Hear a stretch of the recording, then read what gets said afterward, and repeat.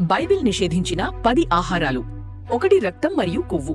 లేవియ కాండము 3వ అధ్యాయం ఇలా చెబుతోంది: మీరు ఎక్కడ నివసించినా రాబోయే తరాల కోసం ఇది శాశ్వతమైన శాసనం.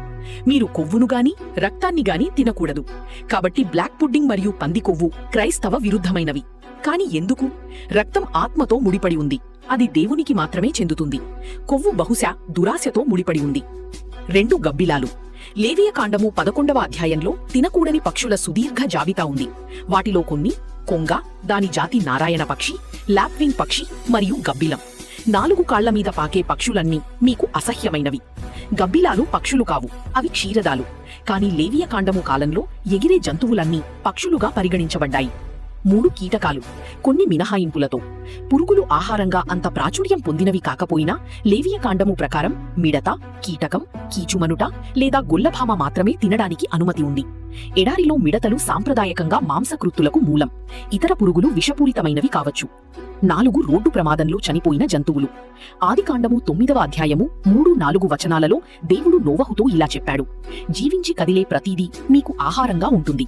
నేను మీకు పచ్చని మొక్కలను ఇచ్చినట్లే ఇప్పుడు మీకు ప్రతీదీ ఇస్తున్నాను. కాని ఇంకా ప్రాణరక్తమున్న మాంసాన్ని మీరు తినకూడదు. దీని అర్థం మాంసం కోసం వేటాడటం పర్వాలేదు, కాని అప్పటికీ చనిపోయిన దేనినైనా తినడం మంచిది కాదు. 5 చెడిపోయిన ఎద్దు మాంసం.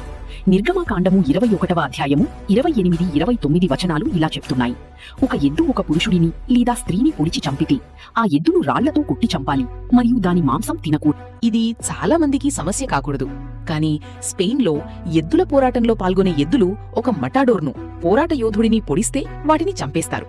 ఆ తర్వాత వాటి మాంసాన్ని ఆహారంగా అమ్ముతారు. 6 shellfish. Muscles, oysters, lobster, scallops. క్షమించండి సముద్రపు ఆహార ప్రియులారా, ఆ ఆహారమంతా సాంకేతికంగా నిషేధించబడింది. లేవియ కాండము 11వ అధ్యాయము 9-12 వచనాలు ఈ విషయంలో చాలా స్పష్టంగా ఉన్నాయి. సముద్రములలో గాని ప్రవాహాలలో గాని రెక్కలు, పొలుసులు లేని ప్రాణులన్నింటినీ, అవి గుంపులుగా తిరిగే జీవులన్నింటిలో గాని నీటిలో నివసించే ఇతర జీవులన్నింటిలో గాని మీరు అవపవిత్రమైనవిగా ఎంచాలి. వాటి మాంసాన్ని మీరు తినకూడదు. దీని అర్థం పొలుసులు లేని చేపలు కూడా తినకూడనివి. సాంకేతికంగా క్రైస్తవులు మార్లిన్ లేదా షార్క్ చేపలను తినకూడదు. 7 కుందేలు. మళ్లీ లేవియ కాండము. కుందేలు నెమరు వేసినప్పటికీ దానికి చీలిక గల గిట్టలు లేవు, అది మీకు అవపవిత్రమైనది. ఇందులో విచిత్రమైన విషయమేమిటంటే కుందేళ్లు నెమరు వేయవు. అయినప్పటికీ ఈ జంతుశాస్త్రపరమైన పొరపాటు లేఖనాల్లో ఉంది. కాబట్టి కారణాలు ఏవైనా సరే కుందేలు మాంసం నిషిద్ధం. 8 పాములు. అమెరికన్ బైబిల్ బెల్ట్లో రాటిల్ స్నేక్, విషసర్పం మాంసం ప్రసిద్ధి చెందింది. అది వింతగా ఉంది, ఎందుకంటే బైబిల్ దానిని ఆమోదించదు. లేవియ కాండము 11వ అధ్యాయము 29వ వచనం ప్రాకే జీవులను తినడాన్ని నిషేధిస్తుంది. అంటే బల్లులు, పాములు మరియు ఇతర సరీసృపాలు. అవును, కప్పకాళ్లు కూడా తినకూడదు. 9 పంది మాంసం. ఓహో, ఇది యూదులు మరియు ముస్లింలకు సంబంధించిన విషయం కాదా?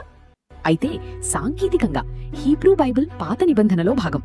కాబట్టి తిరిగి లేవియ కాండము విషయానికొస్తే, విభజించబడిన గిట్టలు కలిగి నెమరు వేసే ఏ జంతువునైనా మీరు తినవచ్చు.